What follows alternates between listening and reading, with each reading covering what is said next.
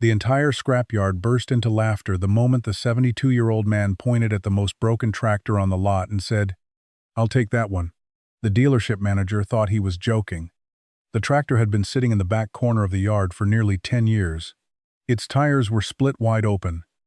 The cab windows had long since shattered, and a thick layer of rust covered the body so completely that weeds had grown through the frame.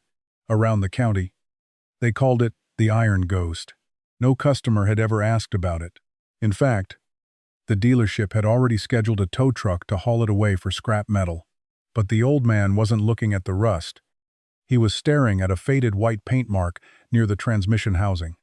And after a long silence, he walked straight toward the office. "I'll buy that one," he said.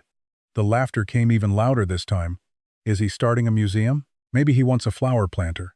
That thing couldn't pull itself downhill." A storm front was less than an hour away. Employees were rushing to clear the yard. Forklifts were moving equipment, and the tow truck had already backed into position. The manager was seconds away from signing the scrap paperwork when the old man suddenly stepped directly in front of the tow cable and raised his hand. "Stop." The yard fell quiet. "Don't drag this tractor." The manager frowned. "You just bought it?" "I know." "Then what's the problem?" The old man placed one weathered hand on the cold steel body and slowly brushed away a patch of rust, almost as if he were reading a language no one else could see. "If you drag it from this angle," he said softly, "you'll destroy the only thing inside this machine that still has real value." A few workers chuckled again. "Value? In that pile of junk? Sir, that tractor died a long time ago." The old man smiled. "No," he said. "It's been waiting for someone who knows how to open it." No one in the yard understood what he meant. The manager finally shrugged, waved the tow truck back, and let the old man handle it himself. To everyone watching, a 72-year-old retiree had just spent what looked like a chunk of his pension on the most worthless machine in the county. They figured he had finally lost his mind. What none of them knew was that the faded white mark near the transmission wasn't a random inventory symbol. It was an old mechanic's mark used decades earlier to identify a limited production transmission assembly that had quietly disappeared from the market years before.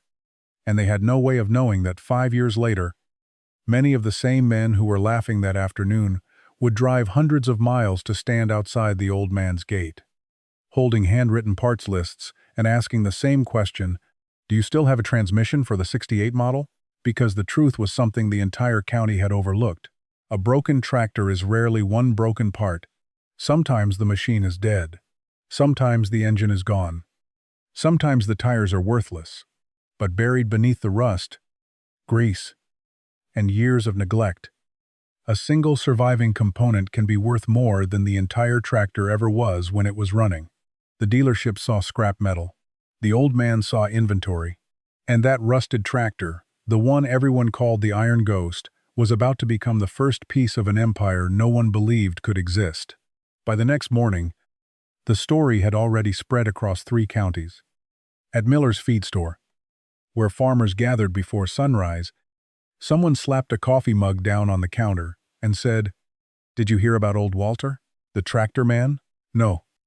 Another voice answered, "The junk tractor man." Laughter rolled through the room. "He bought the Iron Ghost. Paid real money for it. I heard he stopped the tow truck like he was rescuing a dying horse." By the end of the week, Walter Grady had become a local joke. What made the story funny wasn't just that he had bought a worthless tractor, it was that he was 72 years old. People could understand a young man taking a foolish risk. Young men had dreams, stubbornness, and time to recover from mistakes. But Walter was supposed to be done with dreaming. He was supposed to spend his mornings fishing the creek behind his house, his afternoons on the porch swing, and his evenings watching the weather report and complaining about diesel prices. That was what men his age did. That was what the county expected. Walter had lived his entire life in the same stretch of rural land where cornfields met hardwood forest and gravel roads disappeared into rolling pasture. He had never become rich. He had never owned a large farm. He had never served on the county board or run a successful business. Most people remembered him as the quiet mechanic who could fix almost anything with an engine. For 43 years, He had worked in repair shops, farm equipment yards, and machine sheds scattered across the region. He had rebuilt engines in the middle of winter with numb fingers. He had repaired combines during harvest while farmers waited through the night.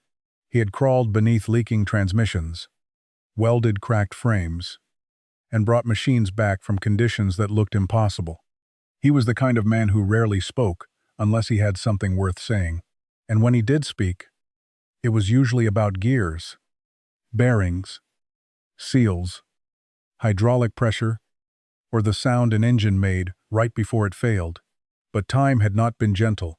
His wife, Margaret, had died 6 years earlier. After a long illness, the house had become painfully quiet. His daughter lived in Nashville. His son drove trucks in Colorado. The old workshop behind the house still smelled of grease and cutting oil. But most days it sat empty. Neighbors assumed he spent his afternoons wandering through memories. What they did not know was that Walter still kept a notebook. Every evening, after washing the dirt from his hands, he sat at the kitchen table beneath a yellow porch light and wrote down part numbers, model years, engine codes, transmission variation, and small observations that most mechanics would never bother recording. He had been filling notebooks like that since the late 1970s. Shelf after shelf in the spare bedroom held faded binders labeled only with years. Itenjo by Bashayi, Itenjo by Bashar, Itenjo by Bashasen, Itenjo by Bashasu. To anyone else, they looked like old maintenance records. To Walter, they were a map of machines that had disappeared from the market. One afternoon, his neighbor Earl stopped by. "You really bought that old tractor?" Walter nodded. Earl leaned against the fence and shook his head. "You know what people are saying. I have a pretty good idea. They think you finally lost it." Walter smiled faintly. "That's usually what people say when they don't understand what someone is doing." Earl kicked at the gravel.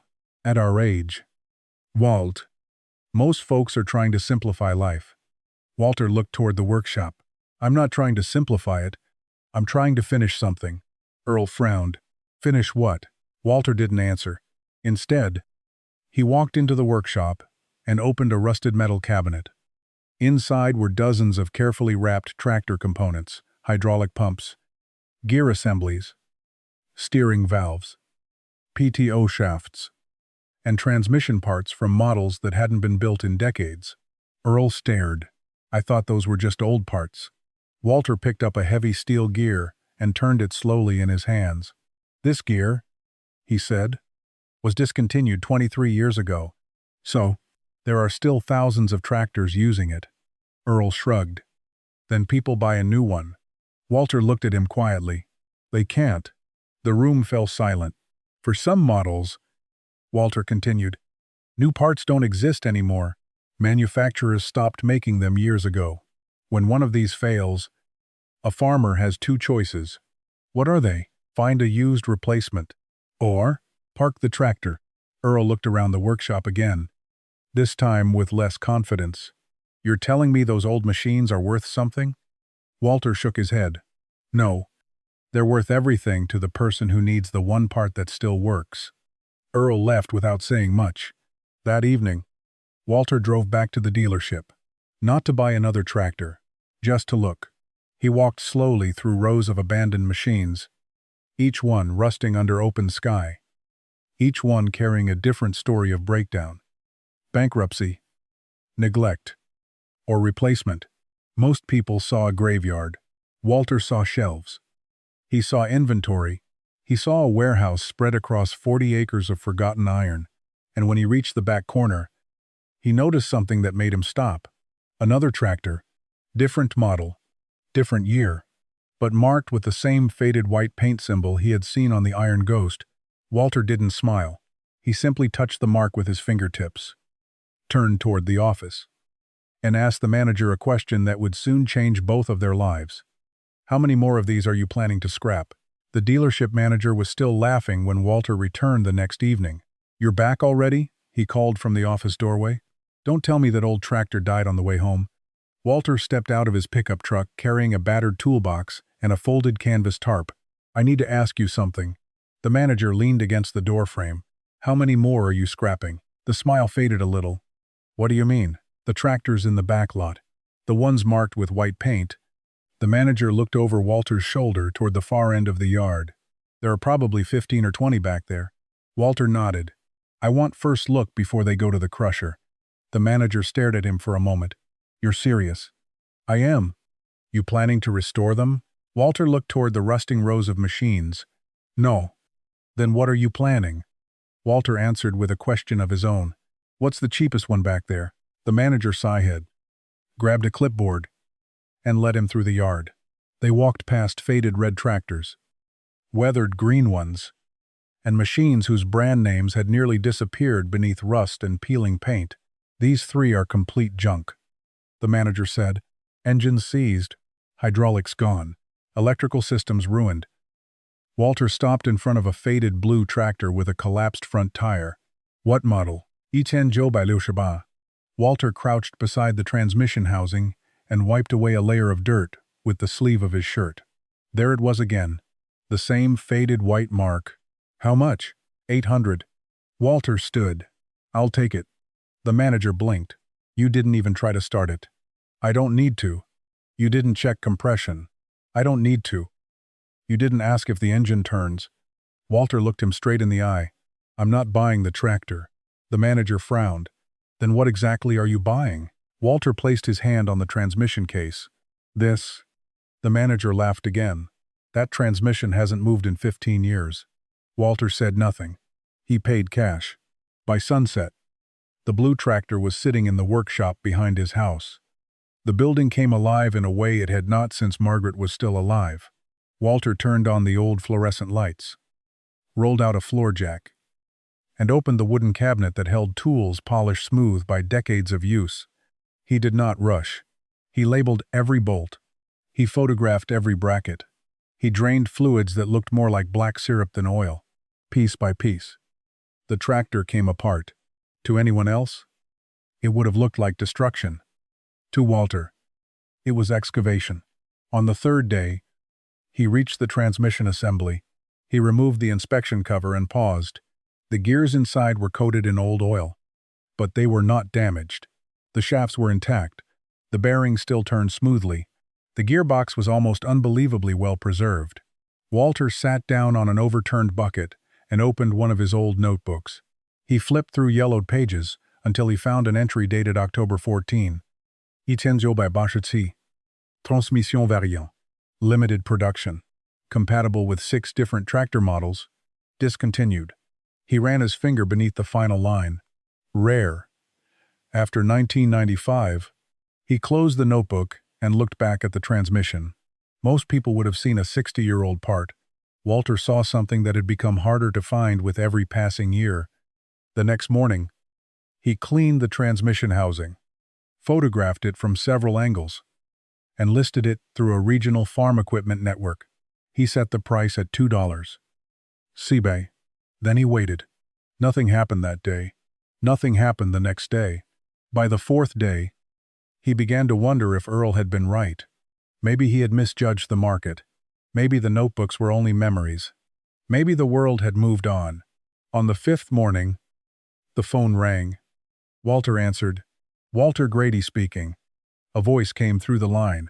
This is Ben Holloway from Western Kentucky. Walter listened. You listed a transmission for a '68 Blue Ridge tractor. I did. Do you still have it? Yes. There was a long pause. Sir, the man said carefully. I've been looking for that transmission for almost 11 months. Walter remained silent. I've called dealers in 4 states. I've searched salvage yards from Missouri to Alabama.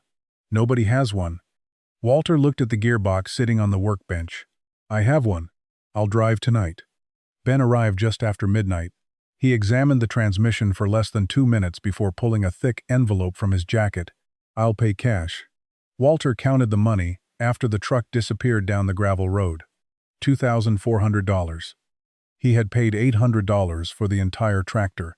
The transmission alone had sold for 3 times that amount. And the tractor was not gone. The engine was still there. The hydraulic pump was still there. The steering components were still there. The PTO assembly was still there. The wheels, axles, radiator, sheet metal, gauges, and dozens of smaller components remained stacked neatly across the workshop. Walter looked around the room. For the first time, the numbers became impossible to ignore. He had not bought one machine. He had bought hundreds of individual products disguised as a single broken tractor. Outside, the night was quiet. Inside, a 72-year-old mechanic who had spent decades repairing other people's equipment had just discovered that the county had been throwing away a business no one else could see. The next morning, before sunrise, Walter drove back to the dealership carrying another envelope of cash. This time, he wasn't coming for one tractor. He was coming for every marked tractor they were willing to sell. By the end of the second week, Walter had purchased 6 more tractors. The dealership employees no longer laughed quite as loudly when they saw his pickup truck turn onto the gravel lot. They still thought he was making a mistake. But it had become the kind of mistake that was strangely consistent. Every Tuesday and Friday, almost like clockwork, Walter arrived with a thermos of black coffee, a flashlight, and a small notebook. He walked slowly. He touched every machine. He rarely asked about engines. He almost never asked whether a tractor could still run. Instead, he asked questions that puzzled everyone in the yard. Has this transmission ever been opened? Do you know if the rear differential is original? Was this hydraulic pump replaced before it was parked? One afternoon, the dealership manager finally stopped him. Walter, I've got to ask. What? You keep buying tractors that nobody else wants. That's true. You're not restoring them. No. You're taking them apart. Yes. The manager folded his arms. I still don't understand how that makes money. Walter looked across the rows of rusting equipment. Tell me something, he said. When a farmer brings you a tractor with a blown transmission, what do? We order a new one. And if the tractor is 50 years old? The manager hesitated. We try to find one. From where? Another dealer. A salvage yard.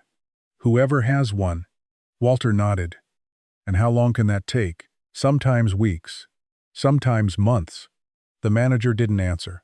Walter continued. You're looking at these machines the way a car dealer looks at old cars. I'm looking at them the way a pharmacist looks at medicine. The manager frowned. I don't follow. These tractors aren't machines anymore. Walter said quietly, they're inventories. The manager glanced across the yard. Inventories of what? Scarcity. The word hung in the air. Walter picked up a rusted hydraulic pump from a nearby pallet. This pump fits 9 different tractor models built between 1967 and 1974. So there are still thousands of those tractors working on farms across the country. The manager shrugged. Then farmers buy a replacement. Walter shook his head. The factory stopped making this pump in 1988. Silence. You can't order what no longer exists. The manager looked at the pump differently now. Walter set it down carefully. A broken tractor is usually worth very little, he said. But a tractor that contains a part nobody can manufacture anymore can be worth a great deal. Over the next month, the workshop behind Walter's house changed completely. The tractors were no longer parked in random places. Each one received a number. Every component was removed, cleaned, tagged, photographed, and entered into a handwritten ledger. Transmission assemblée, hydraulic valves, PTO shafts, steering boxes, final drives, fuel injection pumps, even small brackets, gauges, and cast housings were stacked in labeled wooden bins. Walter was building something that looked less like a junkyard and more like a library. Each shelf held answers to problems that had not happened yet. One evening, Earl stopped by again. He walked into the workshop and froze. The room was almost unrecognizable. Rows of heavy steel shelves filled the building from wall to wall. Hundreds of parts were arranged with military precision. Handwritten tags hung from each component. Good Lord, Earl whispered. Walter looked up from his workbench. Evening. I thought you were collecting junk. Walter smiled. I am. Earl picked up a steering gear. This doesn't look like junk. It isn't. What happened? Walter handed him a ledger book. Earl flipped through page after page of neat handwriting. Part numbers. Model compatibility. Condition note. Estimated market value. Buyer requests. You've been keeping track of all this? For years. Earl looked around the room again. How many tractors have you taken apart? 7. And all of this came from 7 tractors? Walter nodded. Earl did the math silently. If one transmission sold for $2,400, Walter didn't interrupt him, and if even a handful of these parts are worth that kind of money, he looked up slowly. The tractor wasn't the product. Walter nodded. The tractor was the warehouse. That realization changed everything. Word began spreading quietly among mechanics. Not the kind of gossip that started at the feed store. The useful kind. The kind that traveled through repair shops, machine sheds, and back roads where farmers still fixed equipment instead of replacing it. A mechanic in Tennessee called looking for a hydraulic control valve. A farmer in Arkansas needed a PTO shaft. A restoration shop in Iowa wanted original steering components. Walter's phone rang almost every day. Not because he advertised heavily, because he had something the modern supply chain no longer carried. The dealership manager noticed something else. The pile of tractors waiting for scrap was shrinking faster than ever. Not because the crusher was coming more often, because Walter was buying them before the crusher arrived. One afternoon, the manager called him. I've got another batch coming in next week. How many? 12. Walter was silent for a moment. Mark the ones with original drivetrains. You already know which models they are? I probably know which parts are missing before they get here. The manager laughed softly. I used to think you were crazy. What do you think now? I think I've been throwing away inventory for 20 years. Walter looked around his workshop.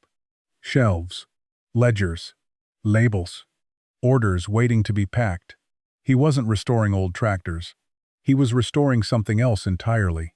A supply chain that the world had forgotten existed, and once that chain began working, it would become very difficult to stop. By the middle of summer, Walter's backyard no longer looked like a backyard. It looked like a scrapyard that had quietly swallowed a farm. Rusted tractors stood in uneven rows behind the workshop, their faded paint visible from the county road. Some had missing wheels. Others had open engine bays, empty transmission housings, or frames resting on heavy timber blocks. The old pasture where Margaret used to grow vegetables had become a maze of steel, gears, and weathered sheet metal. The jokes changed. At first, people had laughed because Walter had bought one broken tractor. Now they laughed because he wouldn't stop buying them. Children riding past on bicycles called the property Old Walter's Tractor Graveyard. Drivers slowed down just enough to count the machines. The number kept growing. 8, 11, 14, 17. At Miller's feed store, someone pinned a handwritten sign to the bulletin board. Wanted. Psychiatrist willing to make house calls for tractor collectors. The whole room laughed. Earl saw the sign and quietly took it down. You don't have to defend him. One of the farmers said, I'm not defending him. Then what? Earl hesitated. I'm just not sure we understand what he's doing. The farmer snorted. He's turning retirement into rust. Walter heard none of it directly. But in a small county, words traveled faster than weather. A few days later, his son called from Colorado. Dad. Morning. Daniel. I've been hearing things. I imagine you have. They're saying you've filled the property with junk tractors. Walter looked through the workshop window toward the rows of machines. That depends on who's doing the counting. Dad. I'm serious. So are we. Daniel Sahil. You're 72. I'm aware. You should be slowing down. Walter smiled faintly. I've spent 40 years fixing machines for other people. And? Now I'm finally fixing something for myself. There was a long silence. Are you in financial trouble? No. Are you sure? I'm sure. You're not borrowing money? No. You're not gambling your retirement? Walter looked at the ledger on his workbench. No. Daniel lowered his voice. Then tell me what you're doing. Walter looked at the shelves lining the workshop walls. I'm buying time. His son didn't understand. Walter didn't try to explain. The truth was that cash had become tighter than he admitted. The transmission sale had been a breakthrough, but breakthroughs did not pay every bill. Every tractor required transportation. Every tractor required tools, storage, shelves, labels, and hours of labor. Money flowed out before it flowed back in. He sold parts regularly now, but the sales were unpredictable. One week he sold a hydraulic pump for $1,800. The next week, nothing moved at all. He kept meticulous records: purchase, cost, transportation cost, disassembly time, cleaning time, storage location, potential market value, actual, sale price. Some parts sold within days. Others sat untouched for months. Walter understood something that most of the county did not. He was not running a scrapyard. He was building an inventory business. And inventory businesses often looked foolish before they looked successful. Still, doubt had a way of entering quietly. One humid evening he sat alone in the workshop after the lights had gone out. The building smelled of steel, old oil, and summer rain. He opened one of Margaret's recipe boxes that he still kept on a shelf near the workbench. Inside, beneath handwritten recipes, was a photograph of the two of them, standing beside a tractor they had restored together almost 30 years earlier. Margaret was laughing. Walter looked younger than he remembered. He held the photograph for a long time.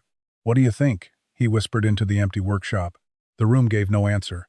The next morning, he drove to another dealership 40 miles away. This one was larger. Rows of equipment stretched across several acres. The manager recognized him before he introduced himself. "You're the old man buying junk tractors." Walter nodded. "I'd like to see what you're scrapping." The manager laughed. "I've heard about you. I'm sure you have. They say you buy tractors nobody else wants." "I buy tractors other people stop looking at." The manager led him to the back lot. There were 9 machines waiting for auction or scrap. Walter moved slowly from one to the next. Then he stopped. A faded green tractor sat partially hidden behind a combine header. The engine was missing. The hood was bent. The cab had collapsed under a fallen tree years earlier. To almost anyone else, it was worthless. Walter knelt beside the rear axle and wiped away decades of dirt. Original casting numbers, unmodified housing, factory transmission configuration. He stood up. "I'll take this one." The manager raised an eyebrow. "You didn't even look at the engine." "I don't need the engine." "You didn't ask if it runs." "I don't need it to run." "What exactly are you buying?" Walter looked at the tractor for a long moment. "The part you're about to throw away." The manager named a price. Walter paid cash. As the tractor was loaded onto the trailer, 2 mechanics stood nearby watching.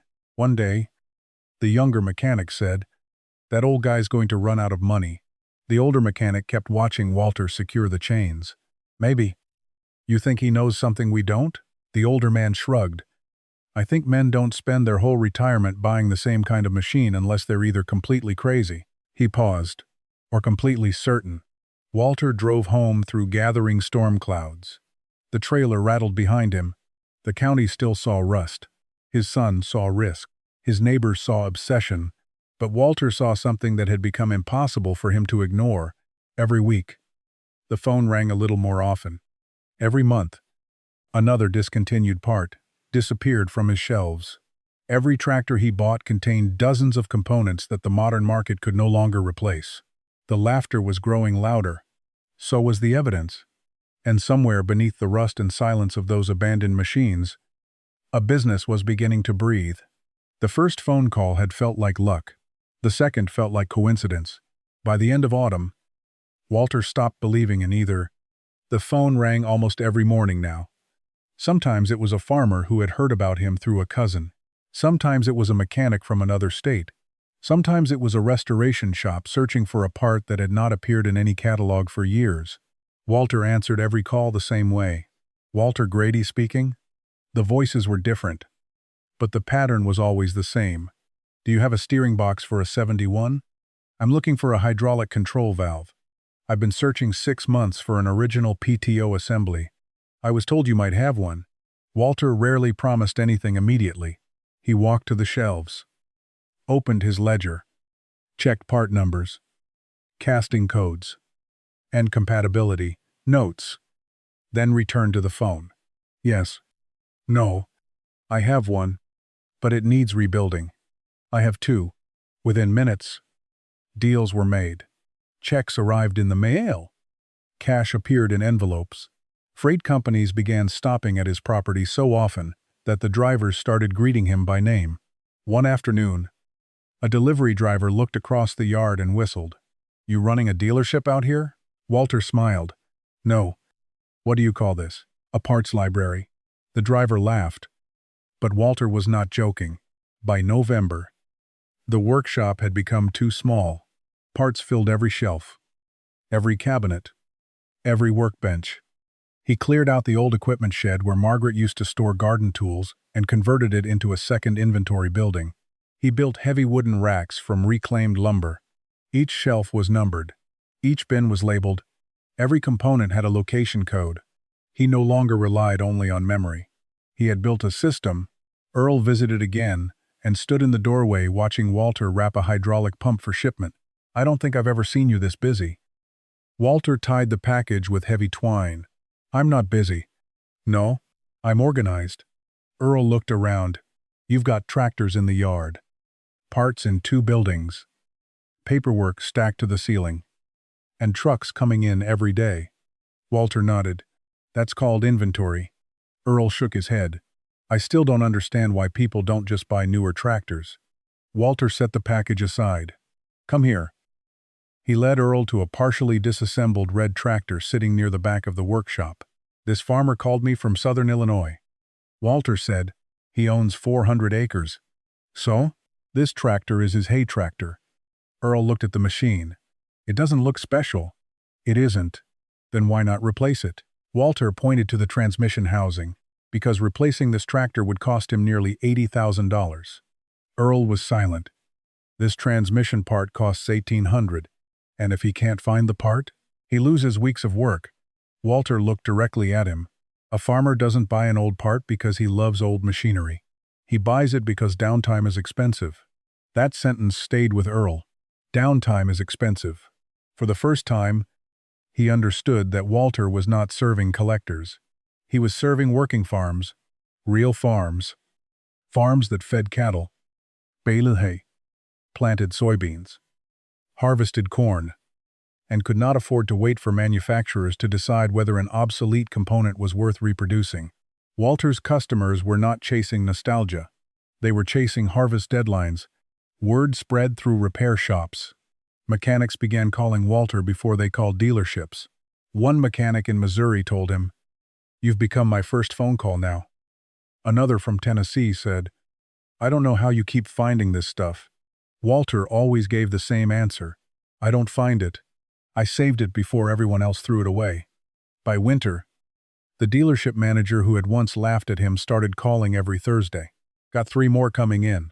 Original rear ends?" "One of them." "Set it aside." "You buying all 3? "Yes." The manager paused. "You know, I've been thinking. That's dangerous." The manager laughed. "I used to pay people to haul these things away." "I know. Now I'm selling them to you." "You are. And you're making money from parts I never even noticed." Walter looked at the phone receiver for a moment before answering. "You weren't looking for parts." "What was I looking for?" "Space." The manager exhaled slowly. "I've spent 20 years trying to clear this yard. And I've spent 40 years learning what shouldn't be cleared." Snow arrived early that year. The tractors in Walter's yard stood beneath white blankets, their rust softened by winter light. From the road, the property looked abandoned. Neighbors still joked that he was collecting monuments to bad decisions. What they could not see was the activity inside the workshop. Packages lined the floor. Orders were pinned to a corkboard. The phone rang so often that Walter began keeping a second notebook beside it. Customer names, requested parts, future demand, patterns. He noticed something interesting. Certain components were being requested repeatedly. Specific transmission gears, hydraulic pumps from a narrow range of years, steering valves from tractors that had once been sold in huge numbers across the Midwest. He was not simply selling random parts, he was discovering demand patterns. One evening, Walter spread 3 notebooks across the kitchen table. Sales records, inventory records, customer requests. He connected the information with colored pencils, drawing lines between tractor models, compatible components, and regions where demand was strongest. Hours passed unnoticed. When he finally leaned back, he was not looking at a pile of old machinery anymore. He was looking at a map of scarcity, a map of machines still working across America, a map of farmers trying to keep old equipment alive because replacing it was impossible, impractical, or simply too expensive. The next morning, before sunrise, Walter drove to the bank, not to borrow money, to open a business account. The teller asked what kind of business he was starting. Walter looked out the window toward the frost-covered parking lot and answered quietly, "I sell time." She looked confused. He smiled. "When a farmer finds the part he needs today instead of 6 weeks from now." He paused. "I've just sold him time." The account was opened before noon. The name on the paperwork was simple: Grady Tractor Parts. It was the first time Walter had written the words down officially. Not Walter's workshop, not Walter's garage, not Walter's salvage. Grady Tractor Parts. A business. A real one. The phone rang twice before he even made it back home. The laughter in the county had not disappeared, but it was becoming quieter. The phone was becoming louder, and somewhere beyond the snow-covered fields, farmers who had never met Walter were beginning to rely on a man they would have once driven past without noticing. The first thing people noticed was the shelves, not the tractors, not the rust, not the old pickup truck parked beside the workshop. The shelves, they stretched from one end of the converted equipment shed to the other, built from heavy oak beams and thick steel brackets that Walter had welded himself. Every level held neatly labeled components wrapped in oil paper, tagged with handwritten inventory numbers, and arranged with a precision that bordered on obsession. Transmission assemblies occupied one wall, hydraulic pumps another, steering gears, PTO shafts, differential housings, brake components, fuel systems, and electrical assemblies each had their own section. It no longer resembled a scrapyard. It resembled a warehouse. A mechanic from Missouri stood in the doorway one afternoon and looked around in disbelief. "I thought I was coming to a junk farm." Walter smiled. "So did everyone else?" The mechanic ran his hand across a shelf stacked with carefully preserved transmission gears. "This is cleaner than most dealerships." Walter handed him a clipboard. "Write down every part number you need." The man looked up. "You've got a system?" "I had to." "Why?" "Because memory doesn't scale." That sentence became the quiet philosophy behind everything Walter built. For decades he had relied on experience. Now experience was being converted into infrastructure. He bought a used forklift from a retiring dairy farmer. He poured a concrete pad behind the workshop. He installed industrial shelving salvaged from a closed manufacturing plant. He purchased a small shipping scale, a label printer, and stacks of heavy cardboard boxes. Packages left the property every day now. Small parts went through parcel carriers. Large components traveled on freight trucks. Some shipments went 200 miles. Others crossed the country. The notebook on Walter's kitchen table became a filing cabinet. The filing cabinet became a room. The room became an office. He still wore the same faded denim jacket and oil-stained boots. But the work had changed. He spent fewer hours turning wrenches and more hours studying demand. He noticed that farmers in the Midwest requested different parts than farmers in the Southeast. Hay operations needed one set of components. Row crop farms needed another. Restoration shops wanted original castings and factory-correct hardware. Working farmers wanted anything that could keep a machine running through harvest. Walter began buying tractors differently. He no longer asked, "Can this be repaired?" He asked, "What problem will this machine solve for someone I haven't met yet?" That question transformed everything. One snowy morning, Earl arrived carrying a bag of breakfast biscuits. "I figured you forgot to eat again." Walter accepted the bag without looking up from a stack of inventory sheets. "Probably." Earl looked around the office. Maps were pinned to the walls. Colored pushpins marked customer locations across multiple states. Shelves held binders, labeled by manufacturer and decade. Invoices were stacked in organized trays. "You've turned this into a company." Walter shrugged. "I turned it into something useful." Earl picked up a binder. "How many customers do you have now?" "I stopped counting after 300. Earl slowly lowered the binder. 300? Roughly. "And they're all buying parts from here?" Walter nodded. Earl walked to the window, overlooking the yard. When this started, everyone said you were filling your property with junk. They did. They're not saying that anymore. No. What are they saying now? Walter smiled faintly. They're asking if I have room for another tractor. The change had happened quietly. Farmers who once laughed now called first. Mechanics who mocked him now recommended him.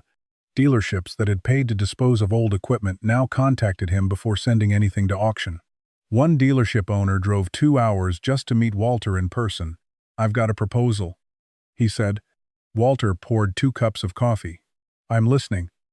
"We clear out about 60 obsolete tractors a year." Walter nodded. "I know." "You know? I've been tracking your auctions." The owner laughed. "Of course you have." He leaned forward. "What if I stop sending them to auction?" Walter waited. "What if I sell the entire lot to you every quarter?" Walter looked out the window toward the rows of tractors waiting behind the warehouse. 5 years earlier, he had struggled to afford one machine. Now a dealership was offering him an entire supply pipeline. "What kind of price are you thinking?" Walter asked. The owner named a number. Walter did the calculation almost instantly. Transportation, labor, storage, part-out yield, market demand, margin. He extended his hand. "You've got a deal." The partnership changed the rhythm of the business. Instead of hunting for tractors one at a time, Walter began receiving them in batches.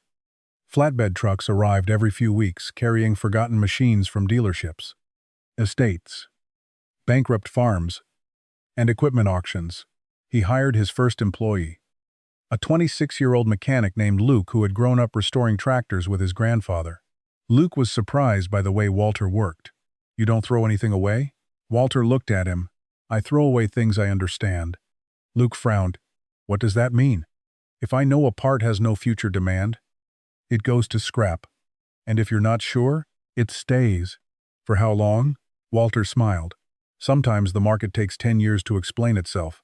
Luke laughed, thinking it was a joke. A week later, a customer called looking for a cast steering bracket from a tractor model that had disappeared decades earlier. Walter walked to a dusty shelf in the far corner, pulled out a part that had been sitting untouched for years, and sold it for more than the entire tractor had originally cost. Luke stopped laughing after that. He started asking questions.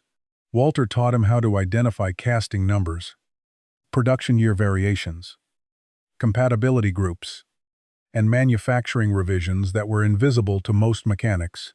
"Never look at a tractor as one machine," Walter told him. "Look at it as 200 separate opportunities." By the end of the first year, Luke could walk through the warehouse and recognize which shelves contained the rarest inventory. He began calling Walter Professor. Walter pretended not to like it. The county road was busier now. Delivery trucks came and went daily. Farmers stopped by with trailers. Mechanics arrived, carrying worn-out parts to compare against Walter's shelves. Neighbors who once complained about the growing pile of tractors now asked whether their old equipment might be worth selling instead of scrapping. One evening, Walter stood outside as the sun dropped behind the rows of machines. The yard was quiet. Forklift tracks crisscrossed the gravel. Warehouse lights glowed through the windows. For a moment, he could almost hear Margaret laughing somewhere behind the workshop. He looked across the property and realized something that surprised even him. The scrapyard had disappeared. In its place stood a warehouse, a shipping operation, a supply network, and a business that now connected forgotten tractors across America to the farms that still depended on them. The county had once called it a graveyard. Walter had turned it into a warehouse of second chances. And somewhere far beyond the horizon, a problem was already beginning to grow that would make every shelf in that warehouse far more valuable than anyone could imagine. Walter noticed it before anyone else. Not because he had better information, because he had better records. Every evening, after the warehouse lights were turned off and the freight truck had disappeared down the gravel road, he sat in the small office with a cup of black coffee and compared the day's orders against the ledgers he had been keeping for decades. For months, the pattern had been steady. Now it was changing. Hydraulic pumps were selling faster than before. Transmission assemblies disappeared almost as soon as they were listed. Steering valves that had once gathered dust for years were suddenly being requested from multiple states within the same week. At first, Walter assumed it was seasonal demand. Hay season, harvest preparation, the normal rhythm of rural life. But the numbers kept climbing. One Thursday morning, Luke walked into the office carrying 3 order forms. All 3 customers need the same part. Walter looked up. From where? Kansas, Indiana, and Georgia. Walter took the papers. The same transmission gear, the same casting number, the same discontinued model. He opened an older ledger and flipped through several pages. 5 years earlier, that gear had sold once every few months. Now 3 customers were searching for it in a single day. That's not normal, Luke said. No, Walter replied quietly. It isn't. The change became impossible to ignore. Manufacturers had begun consolidating production. Older parts were being dropped from support catalogs. Dealerships were reducing inventory for machines that had been out of production for decades. Repair shops were reporting longer wait times. Farmers were delaying equipment replacement because interest rates had risen and new tractors had become dramatically more expensive. Machines that should have been retired were staying in the fields, and every one of those aging machines needed parts. One afternoon, the dealership manager drove out to Walter's property without calling first. He walked through the warehouse slowly, stopping at shelf after shelf of carefully preserved components. You've got a lot more inventory than I remembered. Walter nodded. I've been buying steadily. The manager turned toward him. You know what new tractors cost now? I have a rough idea. We had a customer yesterday price a replacement utility tractor. He named the number. Luke looked up from the workbench. That much? The manager nodded. He left without buying it. Walter remained silent. He's repairing his old machine instead. The manager continued. He called 3 dealerships looking for parts. And? We didn't have them. The manager looked around the warehouse again. You probably do. Walter walked to a shelf near the back wall and pulled down a boxed hydraulic assembly. This one? The manager stared. That's exactly the part. Walter set it on the table. It came out of a tractor everyone thought should have gone to the crusher. The manager laughed softly. I spent years trying to get rid of those tractors. I know. I was wrong. Walter shook his head. No. You were optimizing for a different business. The manager looked confused. What do you mean? You sold tractors? Walter paused. I sell the years after tractors stopped being sold. The sentence stayed with the manager long after he left. By spring, the warehouse was operating almost every day. Freight companies scheduled regular pickups. Luke hired a part-time assistant to help clean, photograph, and catalog incoming inventory. Walter resisted hiring anyone else. But eventually the volume made it unavoidable.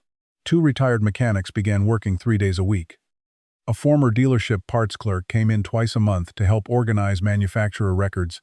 The strange thing was that Walter still lived exactly as he always had. The same modest house, the same old pickup truck, the same denim jacket with grease stains that never fully washed out. Customers who arrived expecting a wealthy businessman often found an elderly mechanic loading boxes onto a trailer by hand. One customer from Nebraska looked around the property and asked, "So where's the owner?" Walter smiled. "You're looking at him." The man blinked. "I thought this place would be bigger." Walter looked across the warehouse. "It is." "What do you mean?" "The important part is not what you see." He tapped the ledger in his hand. "It's what I know is on every shelf." That was the real business. Not the buildings, not the tractors, not even the parts. The information. Walter knew which tractor models shared transmissions, which hydraulic pumps were interchangeable across production years, which steering boxes had hidden compatibility with later revisions, which castings had become nearly impossible to find. He had spent 40 years collecting knowledge before he ever sold a single part. The warehouse was simply a physical version of his memory. One evening, Luke sat with Walter after the last shipment had gone out. "Can I ask you something?" Walter nodded. "Did you know this was going to happen?" Walter looked out the office window toward the rows of tractors waiting to be dismantled. "No." "You didn't?" "I knew the parts had value." "But not this much?" Walter shook his head. "I underestimated one thing." "What?" "How long people keep machines alive. Luke thought about that. My grandfather still runs a tractor from the 70s. Walter smiled. So does half the country. The next morning, a call came from a large agricultural equipment company. The representative spoke politely but directly. We've been hearing your name from dealerships across several states. Walter listened.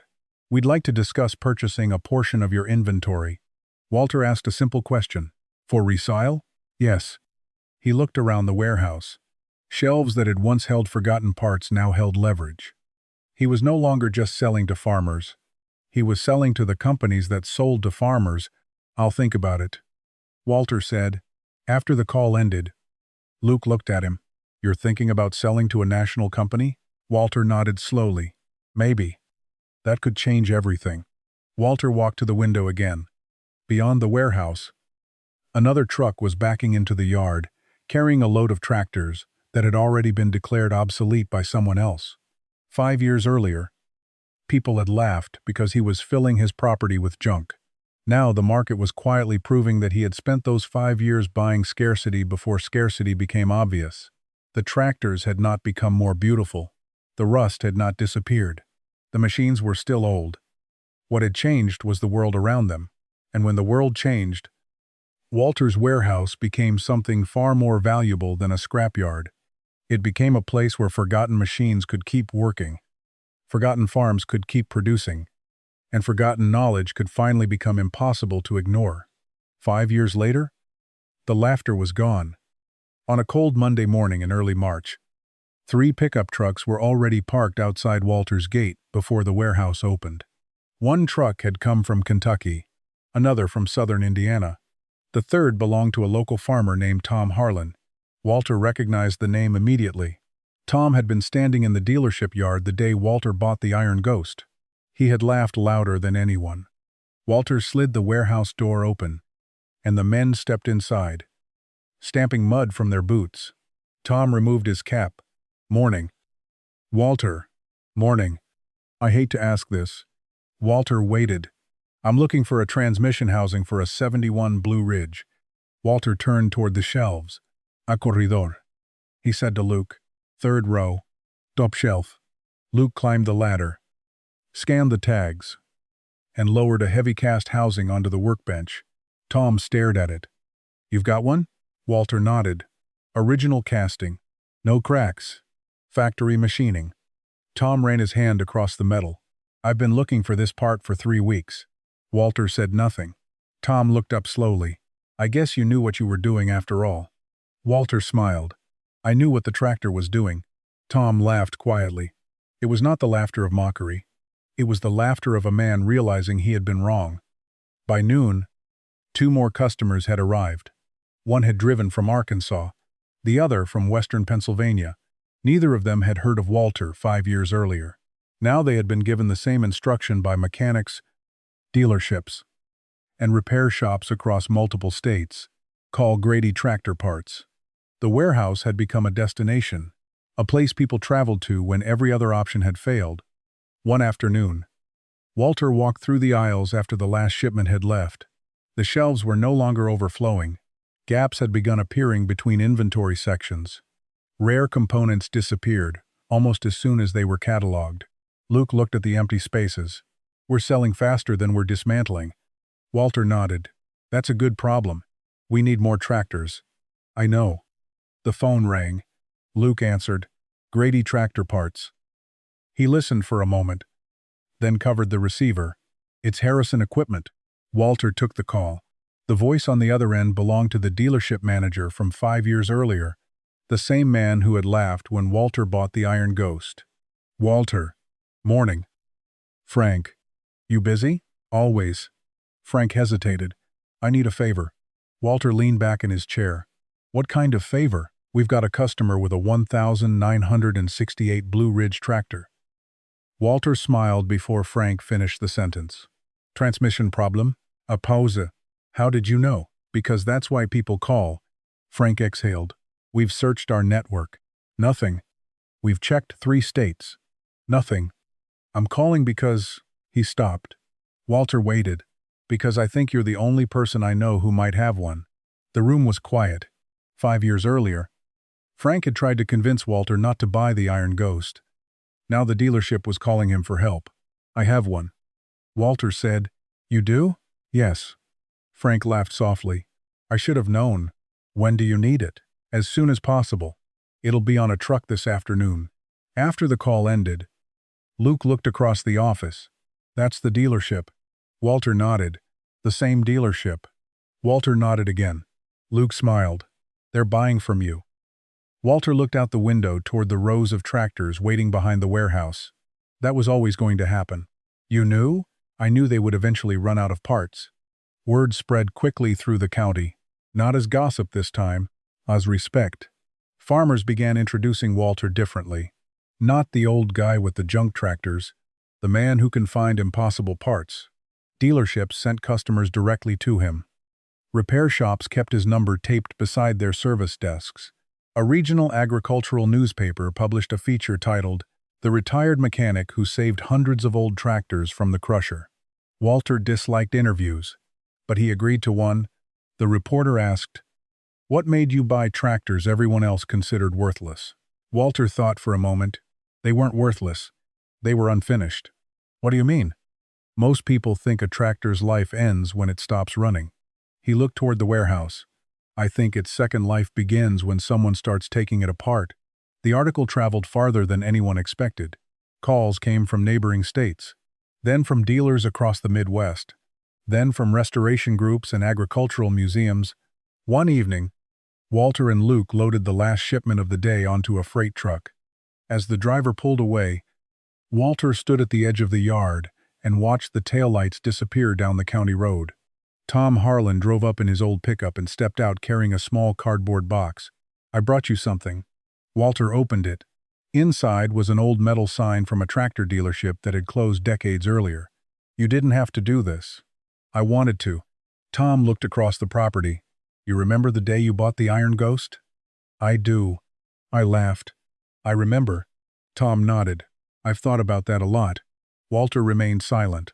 "I wasn't laughing because of the tractor." He looked down at his boots. "I was laughing because I couldn't imagine someone my father's age starting over." Walter looked across the rows of tractors. "I wasn't starting over." "No?" "I was finally using everything I had spent a lifetime learning." Tom smiled. "That might be the smartest thing I've heard in years." After Tom left, Walter hung the old dealership sign above the warehouse door. Luke looked at it. "You know what's funny?" "What?" "That sign came from a dealership that probably scrapped tractors just like these." Walter nodded. "Probably." The warehouse lights came on one by one as dusk settled over the property. Forklifts rested beside loading docks. Shelves stretched into the distance. Trucks came and went. Customers arrived from across the country. 5 years earlier, the county had watched an old man buy junk tractors. Now the same county watched dealerships, mechanics, and farmers line up outside his warehouse. They had once laughed because he was buying what no one wanted.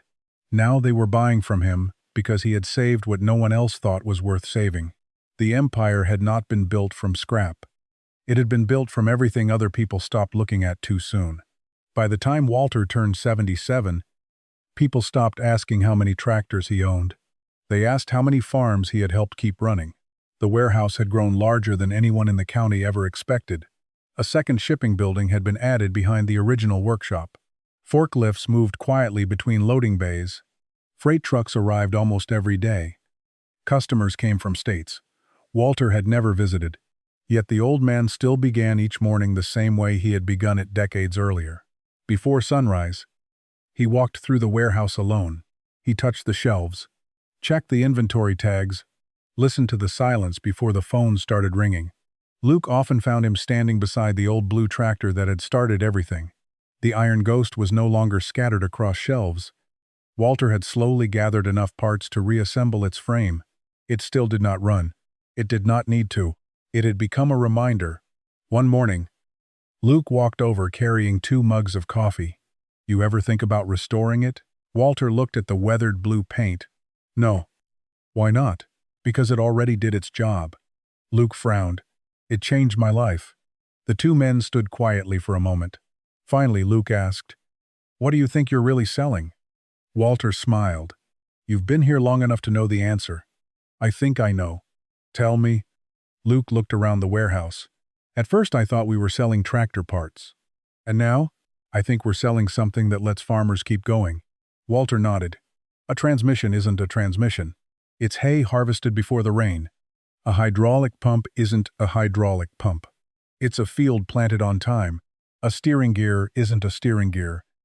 It's a family that doesn't have to buy a new tractor they can't afford. Walter took a sip of coffee. I've never sold steel. I've sold time. That was the truth, hidden beneath everything. When a farmer found the right part today, instead of 6 weeks from now, Walter had sold him time. When a mechanic repaired a tractor during harvest instead of replacing it next year, Walter had sold him time. When a family kept the machine their grandfather had operated for 40 years, Walter had sold them continuity. One afternoon, a young reporter visited the warehouse. She had grown up in the city and admitted she knew almost nothing about tractors.